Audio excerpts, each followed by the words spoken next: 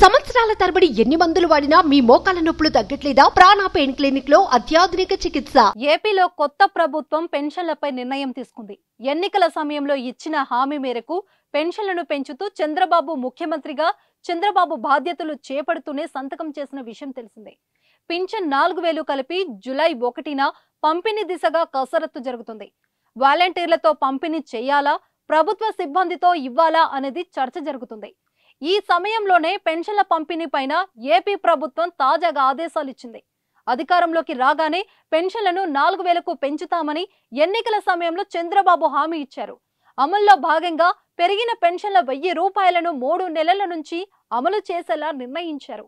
పెరిగిన 1000తో పాటుగా 4000 కలిపి మొత్తంగా 7000 జూలై 1న చెల్లించేలా ఏర్పాట్లు చేస్తున్నారు. పంపిణీ పైన మంత్రి కొండపల్లి శ్రీనివాస్ అధికారులకు కీలక ఆదేశాలు ఇచ్చారు. నూతన పెన్షన్ పాసు పుస్తకాలను నగదుతో పాటు అందించాలని నిర్దేశించారు.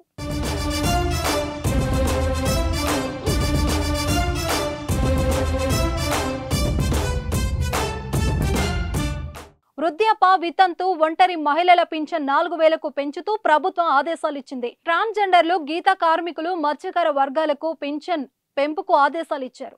దివ్యాంగులకు పింఛన్ 3000 నుంచి 6000కు పెంచుతూ నిర్ణయించారు.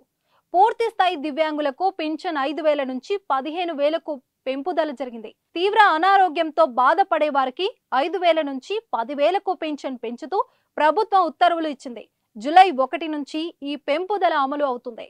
ఈ పెన్షన్లను వాలంటీర్ల ద్వారా పంపిణీ చేయాలా, ప్రభుత్వ సిబ్బంది ద్వారా అందిస్తారా అనేది తెలియాల్సిందే. ఈ నెల 24న జరిగే మంత్రివర్గ సమావేశంలో ఈ పంపిణీ పైన నిర్ణయం తీసుకోనున్నారు.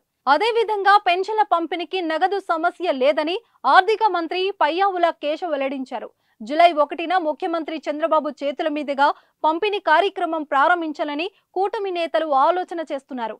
ఇందుకు సంబంధించిన వేదిక ఖరారు చేయనున్నారు. తొలి హామీ అమల్లో భాగంగా జూలై 1న ఈ కార్యక్రమం రాష్ట్ర వ్యాప్తంగా నిర్వహించాలని భావిస్తున్నారు.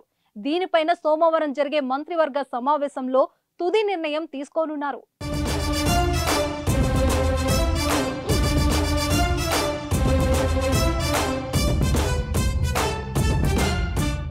సుమన్ టీవీలో మీ పర్సనల్ అండ్ బిజినెస్ ప్రమోషన్స్ కోసం కింది నెంబర్కి కాంటాక్ట్ చేయండి.